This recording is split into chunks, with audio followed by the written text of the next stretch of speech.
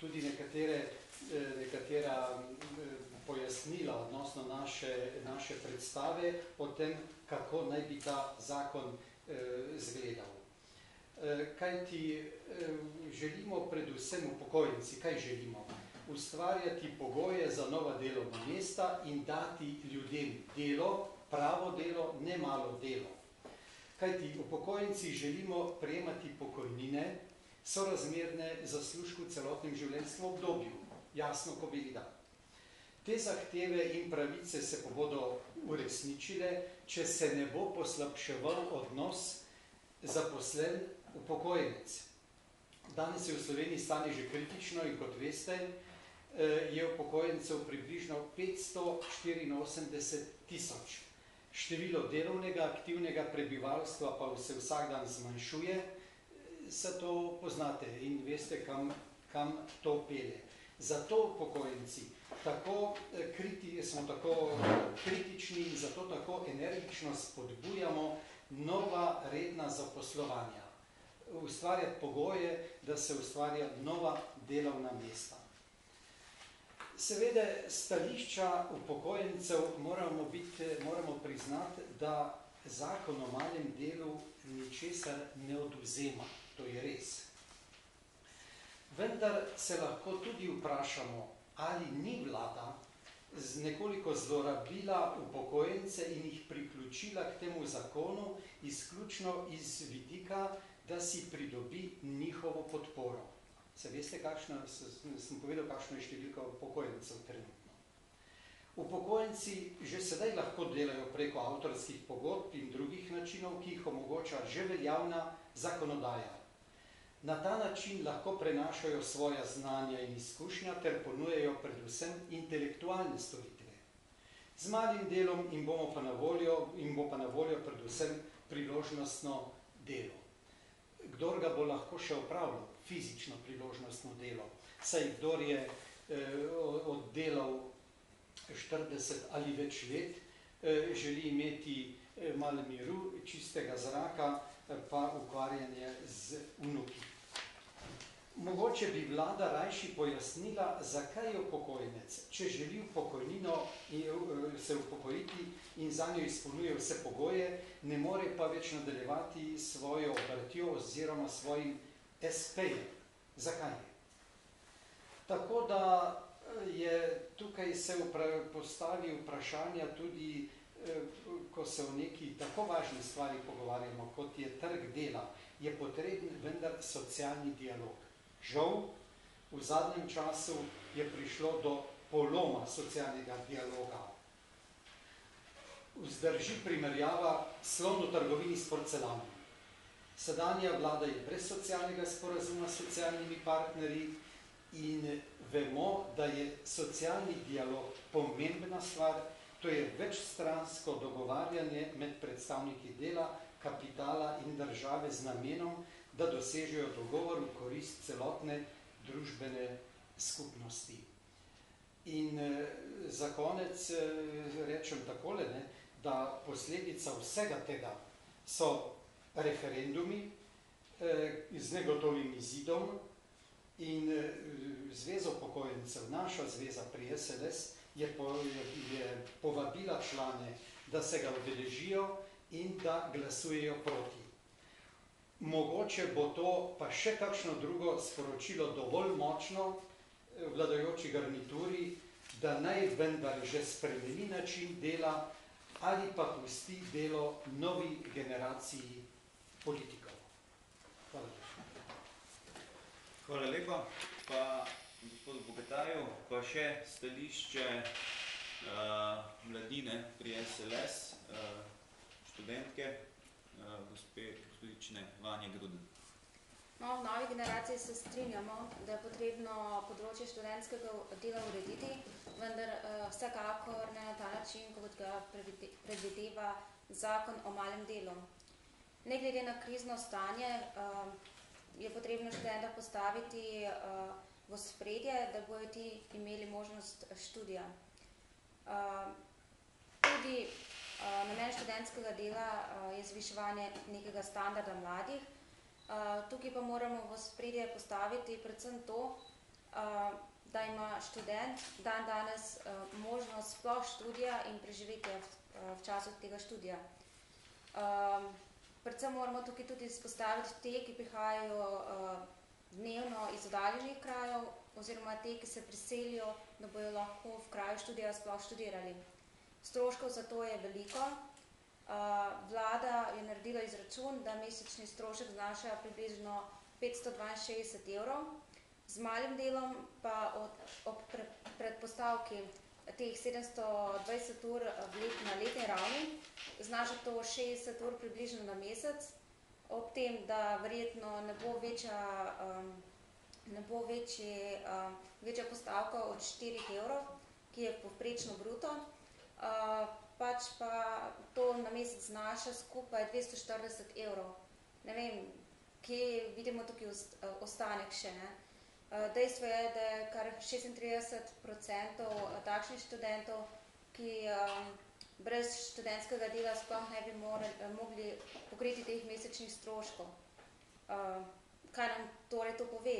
Da bo upad študentov za 36%? Ne vem, je to cilj naše države?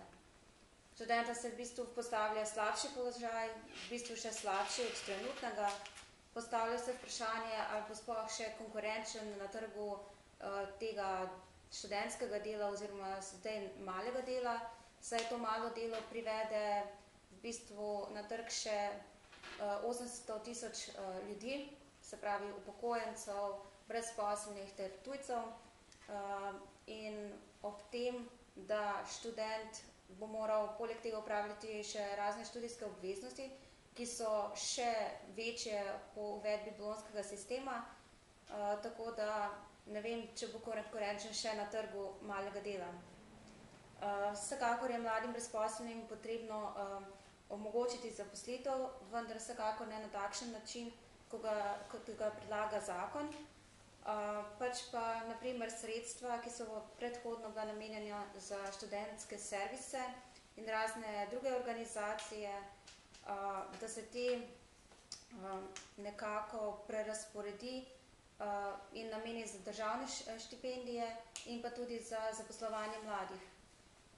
Nad temi sredstvi pa se naj uveljavi strog nadzor. Tvegano je pa prav tako napovedovati, da bo obseg dela, tega malega dela, enak kot je sedaj študentskemu. Tukaj imamo tudi zdaj večje dajatve bojo tudi za delodajalca.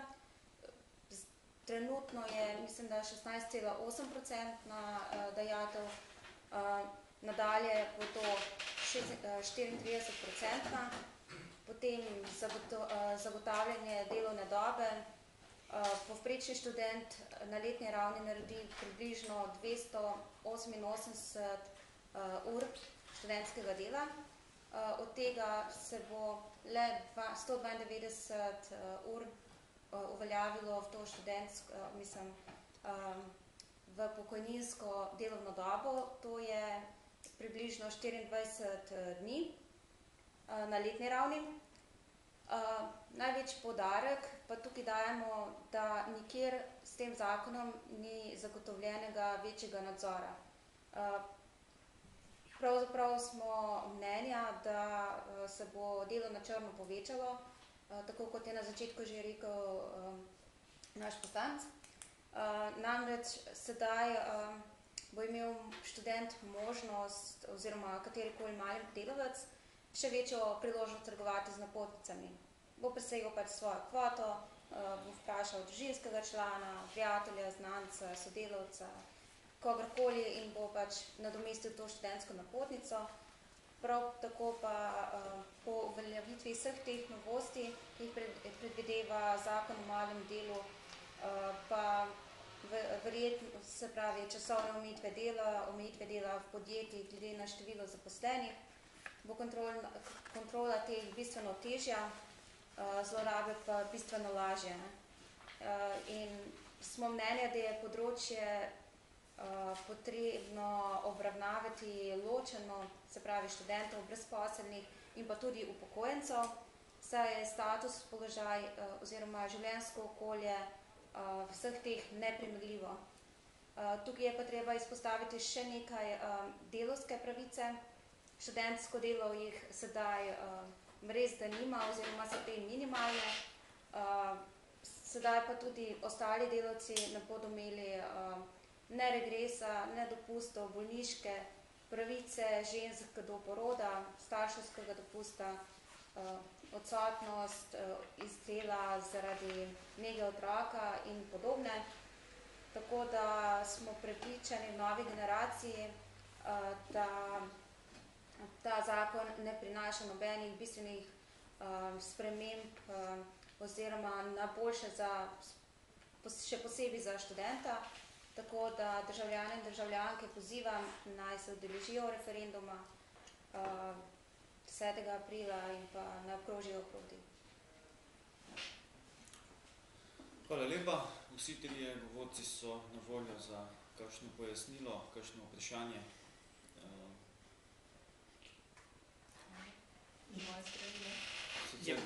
Je bilo vse povedano? Vse povedano. Mogoče, če samo to dodam, ko pravi minister, z tem zakonom bomo odprli novih 10.000 delovnih mest. Ja, pravo, 6 takšnih zakonov, pa je 60.000 delovnih mest, pa smo rešili državo. Mislim, en kup papirjev, mislim, pa s koga se dela ta vlada norca. No, pa to, kar je kolegica povedala, koliko let bo že treba hoditi v službo, da boste dobili penzijo preko malega dela? Približno 240 let, pa s 30 začnemo, tu je 300 let, to pa še ni časna življenjska doba. No in nekaj zelo resnega, če bi to veljalo, se sniža plača gostincev takoj. Takoj. Danes imajo 700 pa nekaj evrov plače, takoj plača pada na 500. Zakaj bi delodajalec dal več, če mu ni potrebno? Kdo dela v glavnem 80% dela v glavnem preko napotnic in tako dalje. Ja pa, a to hočemo? Čakaj, to je zdaj tisti vstop na, kako se že reče, brzi vlak med Francijo in Nemčijo, ali kaj? Bomo tudi imeli pogoje takšne, to, da imamo cene nafte, da imamo življenja, stanovanj in vse ostalo, torej evropsko, plače pa balkanske, mislim, halo. Se pravi, kaj že pravi statistika, mislim, te zadnje raziskave, 15-17% še podpira to vlado, tako da nima več pravice upravljanja z to državo, koliko jaz vidim iz tega.